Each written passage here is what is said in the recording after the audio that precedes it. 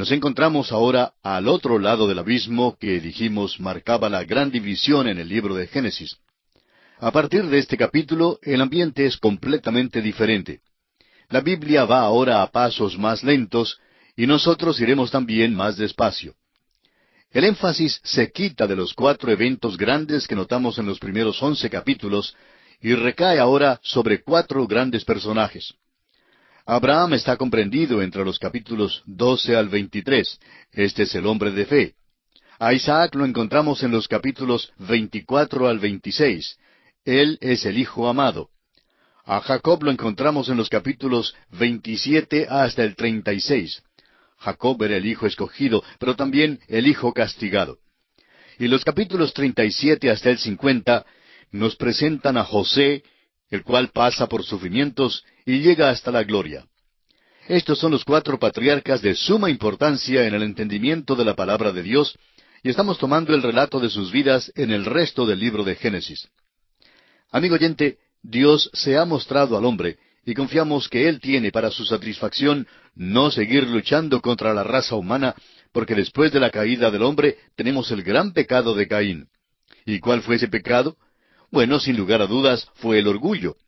Y podemos decir que Caín estaba enojado porque en el fondo de su corazón él se sentía satisfecho y hasta orgulloso por la ofrenda que presentó a Dios, pero que fue rechazada, trayendo como resultado el odio hacia su hermano Abel. Como usted ve, amigo oyente, la envidia y el orgullo es el pecado del diablo. Es el pecado de la mente. Y en el diluvio es el deseo de la carne. Podemos ver en esas cosas, aún en la imaginación del hombre y en cada una de sus acciones, que todo guiaba a satisfacer el deseo de la carne. En la construcción de la Torre de Babel encontramos la rebelión del hombre contra Dios. Dios trajo el diluvio para juzgar al hombre.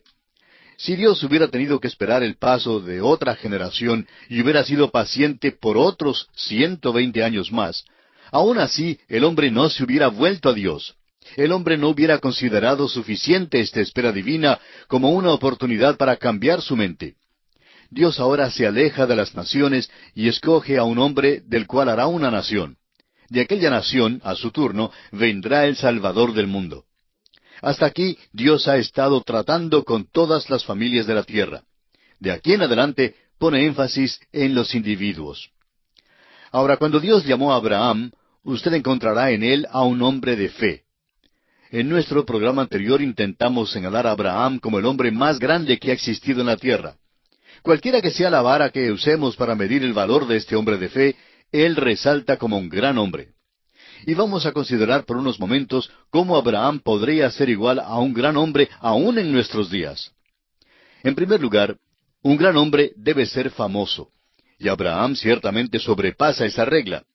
Aún en estos días de la radio, la televisión, el Internet y la avanzada tecnología en la comunicación de masas, muchísimos más hombres han oído hablar de Abraham que de cualquier otra persona. Más han oído hablar de Abraham que del presidente de los Estados Unidos, o de cualquiera estrella del cine, o de cualquier atleta. 3 de las grandes religiones del mundo datan de Abraham. Son el judaísmo, el islamismo y la cristiandad. Todas datan desde Abraham, y esto hace de él una persona muy importante. Hay millones de personas en Asia y en África que han oído hablar de Abraham, pero que nunca han oído hablar de los hombres cuyos nombres salen en los periódicos hoy en día. Otra característica de un gran hombre es que debe ser noble de carácter, un hombre generoso. ¿Y puede usted imaginar a alguien más generoso que Abraham? Dudamos que haya hoy un hombre que pueda hacer lo que hizo Abraham. Cuando Abraham y su sobrino regresaron a la tierra, Abraham le dijo a Lot que escogiera cualquiera porción que deseara tener, y Abraham dijo que tomaría lo que quedaba. ¿Cree usted, amigo oyente, que un hombre haga eso en una negociación hoy en día? Ni siquiera en la iglesia de hoy lo hacen, mucho menos en un mundo rudo de negocios. Pero Abraham fue generoso.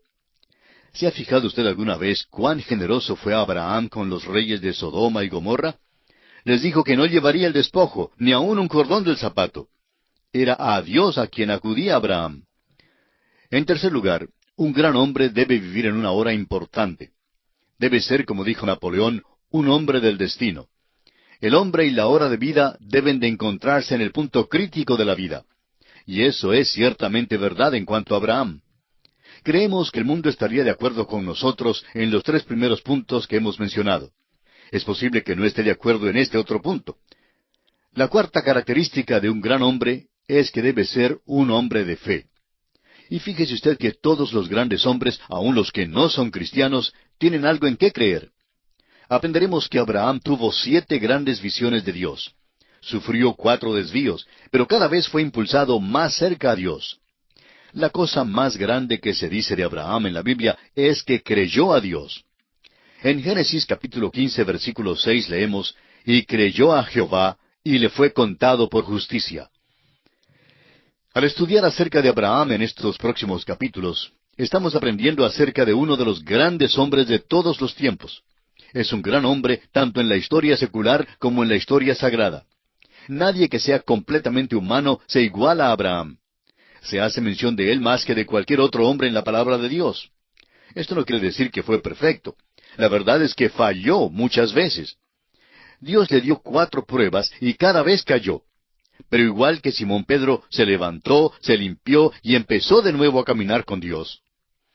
Amigo oyente, si Dios ha tocado su corazón y su vida, es posible que fracase, pero esperamos que se levante y empiece de nuevo a seguir con el Señor. Una vez más deseamos enfatizar el cambio que tiene lugar en este punto en el libro de Génesis. Dios ha estado tratando hasta ahora con toda la raza del género humano. Desde Adán a Abraham, Dios no se había aparecido a nadie. Trató con todo el universo. Sin embargo, el hombre manifestó la soberbia, que es un pecado de la mente, y manifestó el deseo de la carne, y asimismo mostró su rebelión franca y abierta contra Dios. Nadie puede dudar la paciencia de Dios con el mundo de aquel entonces. Matusalén vivió 969 años, y Dios esperó durante toda aquella generación antes de enviar el diluvio. Ciertamente fue suficiente tiempo para darles la oportunidad de cambiar de opinión. Y luego notamos una rebelión franca y abierta en la Torre de Babel. Es obvio que Dios ha de tratar con la raza humana de una manera diferente. Por tanto, se aparta de la raza entera del género humano y escoge a un individuo. De ese individuo va a sacar una nación, y de aquella nación saldrá un redentor. Y a aquella nación Dios dará su revelación. Al parecer, esta es la única manera en que Dios pudo llegar al corazón del hombre para salvarlo. Vamos a expresarlo de otro modo. Si es que hubo otras maneras, entre ellas Dios escogió esta como la mejor. Siempre podemos confiar que Dios hará lo que es mejor. Así pues, Dios llama a un individuo y aquel hombre es Abraham. El primer versículo de este capítulo 12 de Génesis dice, «Pero Jehová había dicho a Abraham, vete de tu tierra y de tu parentela y de la casa de tu padre a la tierra que te mostraré». Tenemos aquí el llamamiento de Abraham. Seguiremos el efecto de este llamamiento a través de la palabra de Dios. Y podremos darnos cuenta que Dios hizo 3 promesas. O mejor dicho, una promesa triple a Abraham, y esta promesa en realidad es el eje de la Biblia. Toda la Biblia descansa sobre esta promesa, y la Biblia es un desarrollo de aquella promesa. La primera cosa que Dios prometió a Abraham fue una tierra que Dios le mostraría y que le daría. Los versículos 2 y 3 dicen, «Y haré de ti una nación grande, y te bendeciré, y engrandeceré tu nombre, y serás bendición. Bendeciré a los que te bendijeren, y a los que te maldijeren maldeciré, y serán benditas en ti todas las familias de la tierra». Ya hemos hablado de cuán grande es el nombre de Abraham aún hoy en día. Dios prometió también a Abraham que sería una bendición. Debía servir de bendición para todo el género humano. Dios ha producido de él una gran nación, y esta nación ha tenido la existencia más larga como nación que cualquiera otra que haya en la tierra hoy en día. Al fin, servirían de bendición al mundo entero por medio del Señor Jesucristo. También, al dar la palabra de Dios, ellos han sido una bendición. Dios ha cumplido cada una de las promesas, menos la primera. Dijo que daría a Abraham la tierra, y observamos lo que está pasando por allá en nuestros días. Israel ha puesto las uñas de los dedos del pie en la tierra, y la está agarrando así con las uñas, pero no la tienen, no la poseen completamente. Alguien dirá que Dios no cumplió esa promesa. Amigo oyente, no digamos eso. Vamos a darle a Dios su oportunidad. Mírelo así. Hace 4,000 años, Dios prometió a Abraham 3 cosas que iba a hacerle. 2/3 partes se han cumplido al pie de la letra. Por causa de la desobediencia, Dios no dejó que se quedaran en la tierra. Dios les había amonestado que sucedería esto si eran desobedientes y si se apartaban de Él. Bueno, están apartados de Él hoy día, y como resultado están encarando muchas dificultades. De modo que no digamos que Dios no cumple su palabra. El hecho es que Dios está haciendo exactamente lo que Él dijo que haría. Llegará el día cuando Dios los pondrá en esa tierra, y en aquel día no estarán entonces allí solo por las uñas. Ocuparán toda la tierra hasta el río Éufrates. Estarán en la región donde estaba la nación Etea, y por allí hasta el río de Egipto, el cual es un río pequeño en ese desierto árabe. Parte de esa tierra es territorio que nunca han ocupado antes. En el mismo cenit del poder de Israel ocuparon 30,000 millas cuadradas, pero aquellas no son todas las que Dios les dio. Les dio 300,000 millas cuadradas, y tendrán que tomarlas según los términos de Dios y en el tiempo elegido de Dios. Y el caso es que nadie podrá evitarlo. Amigo oyente, hemos llegado a la posición de saber que Dios es quien maneja las cosas. Es bueno sentarnos sin ningún temor por lo que los periódicos dicen, sin perturbarnos por lo que está pasando en el mundo. Es Dios quien gobierna las cosas y es Él quien ejecuta lo que Él desea a su manera. ¿No es eso maravilloso? Después de recibir esta promesa, vamos a ver lo que hizo Abraham. El versículo 4 de este capítulo 12 dice, «Y se fue Abraham, como Jehová le dijo, y Lot fue con él. Y era Abraham de edad de 75 años cuando salió de Harán». Notemos que Abraham comienza a desobedecer aquí. Llevó a su parentela con él, cuando no debió haberla llevado. Llevó a su padre Taré, y Dios le había dicho que no lo llevara. ¿Por qué quiso Dios que saliera Abraham de la tierra y que se alejara de su parentela? La respuesta la encontramos en el libro de Josué, capítulo 24, versículo 2. Dice, «Vuestros padres habitaron antiguamente al otro lado del río, esto es, Taré, padre de Abraham y de Nacor, y servían a dioses extraños». Note usted, amigo oyente, que el mundo estaba ya perdido en aquel entonces. Dios tuvo que actuar así para salvar la humanidad. Otra alternativa era destruirlos a todos y comenzar de nuevo. Y me alegro que no lo hiciera, porque si lo hubiera hecho, no estaría yo aquí, porque yo también soy pecador. El hecho es que todos los pecadores debían ser destruidos. Gracias a Dios que Él es un Dios de misericordia y bondad y que salva a los pecadores. El versículo 5 de este capítulo 12 dice, «Tomó pues Abraham a Sarai su mujer, y a Lot hijo de su hermano, y todos sus bienes que habían ganado, y las personas que habían adquirido en Harán, y salieron para ir a tierra de Canaán, y a tierra de Canaán llegaron». Claro que tenía que llevar a su costilla, pero ¿por qué lleva a su sobrino y al padre? Como resultado, encontramos que Abraham pasó un período de tiempo en Harán, pasando el tiempo, por así decirlo. Él hizo retardar la bendición de Dios. Dios no se le apareció de nuevo hasta cuando entró en esa tierra, hasta cuando se separó de su padre. Ahora llevó a Lot con él hasta la tierra, pero por fin salió de Harán y llegó hasta la tierra de Canaán.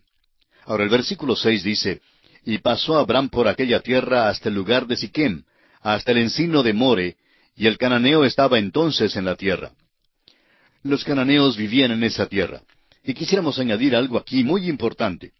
Muchísimas personas creen que Abraham dejó un lugar terrible en Ur de los Caldeos y que llegó a una tierra de trigo y vino, a una tierra de leche y miel donde todo era agradable. Ellos creen que Abraham verdaderamente mejoró su situación cuando llegó a esta tierra. Bueno, eso no es verdad. Sabemos hoy por medio de la arqueología que Ur de los Caldeos tenía una civilización superior, una civilización maravillosa. Creemos que a lo mejor Abraham disfrutaba de una bañera en su casa. Bueno, dejó todo eso para llegar a la tierra de Canaán, y el cananeo todavía estaba en la tierra.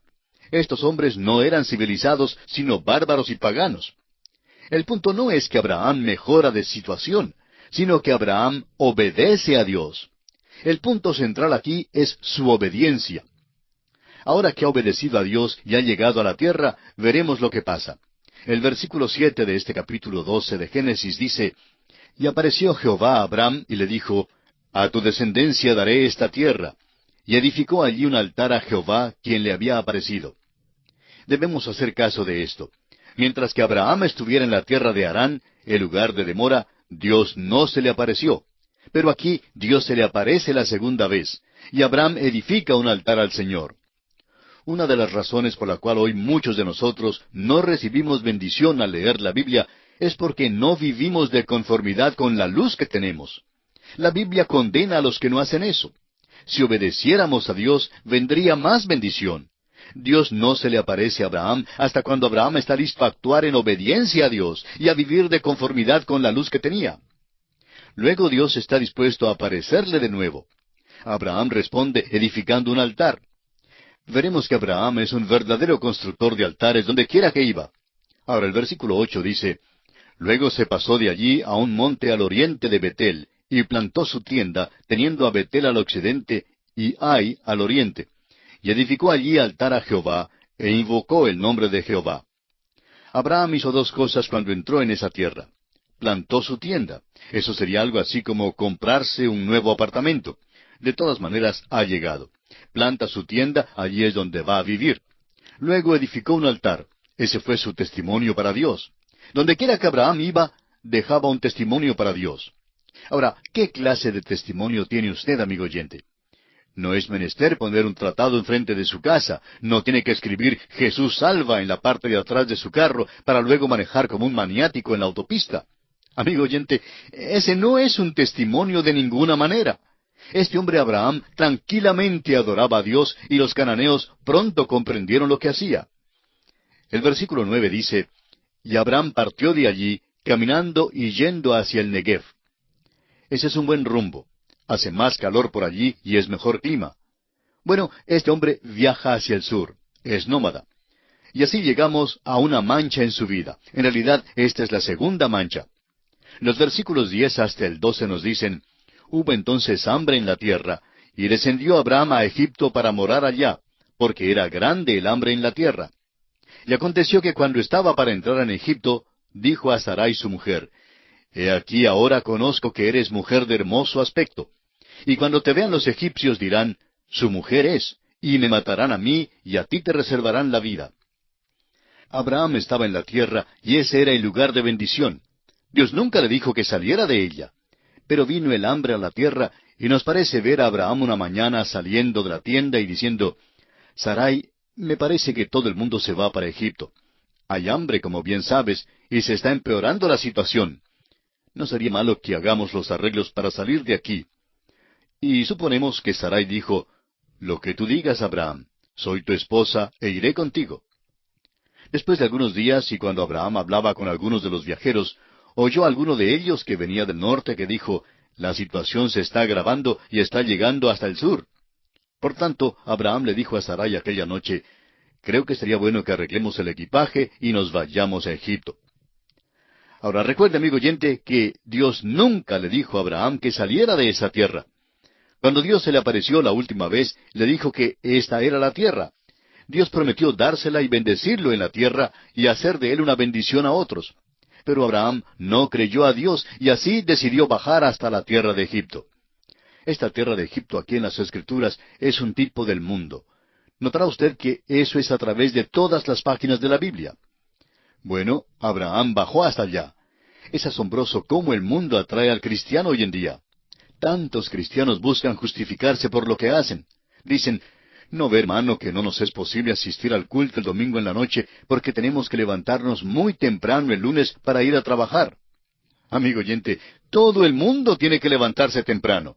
Y es asombroso que hay algunas personas que bien pueden ir a un banquete durante la semana y sentarse durante un programa largo y pesado de mucha música y mucho hablar, pero entonces no se preocupan de levantarse temprano la mañana siguiente para ir a su trabajo. Es asombroso cómo el mundo atrae a los cristianos hoy día y cómo ellos a su vez se justifican. Si usted se hubiera tropezado con Abraham cuando iba para Egipto y le hubiera dicho, «Espera un momento, Abraham, llevas un mal rumbo. No debes seguir así, debes quedarte en tu tierra». Abraham quizá le hubiera dado una justificación muy buena.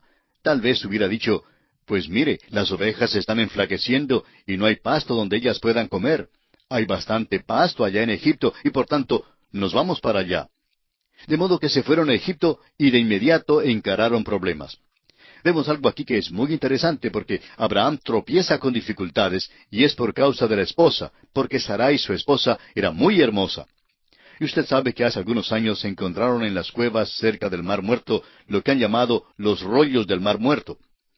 Bueno, cuando los desenrollaron, se dieron cuenta que eran los capítulos 12, 13, 14 y 15 del libro de Génesis. Pero no fue el texto como nosotros lo tenemos hoy. Más bien era una interpretación del texto.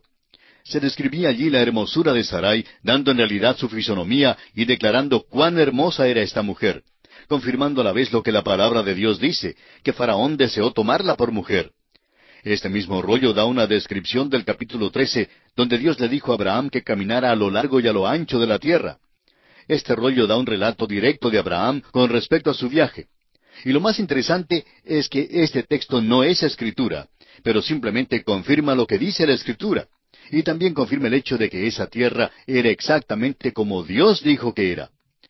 Se le llama una tierra de leche y miel, y era una tierra muy fértil. Fue gloriosa en aquel día. Cuando lleguemos al libro de Deuteronomio, veremos lo que sucedió en esa tierra. Sin embargo, en ese tiempo hubo hambre, y este hombre Abraham bajó hasta Egipto. Pero reconoció que tropezaría con dificultades allí por causa de la hermosura de su esposa. El versículo 13 dice, «Ahora pues, di que eres mi hermana, para que me vaya bien por causa tuya, y viva mi alma por causa de ti». Esta fue una verdad parcial la que dijo. Parte de la verdad, a veces, es peor que toda la verdad. Y él la dijo para engañar. El faraón entonces tomó a Sarai. En aquellos días se requería un período de preparación para la mujer antes que llegara a ser la esposa de un soberano. Y ya aprenderemos de esto cuando lleguemos al libro de Esther. Durante ese período, pues, Dios apareció a Faraón y le dijo, «No tomes a esa mujer, es mujer de otro hombre». Ahora los versículos 18 al 20 dicen, «Entonces Faraón llamó a Abraham y le dijo, ¿qué es esto que has hecho conmigo? ¿Por qué no me declaraste que era tu mujer? ¿Por qué dijiste, es mi hermana, poniéndome en ocasión de tomarla para mí por mujer? Ahora pues, he aquí tu mujer, tómala y vete». Entonces Faraón dio orden a su gente acerca de Abraham, y le acompañaron, y a su mujer con todo lo que tenía. Vemos pues que Dios vence, y Abraham es enviado de vuelta a la tierra de donde había venido. Note usted que Dios no se le aparece a Abraham mientras estuvo en la tierra de Egipto.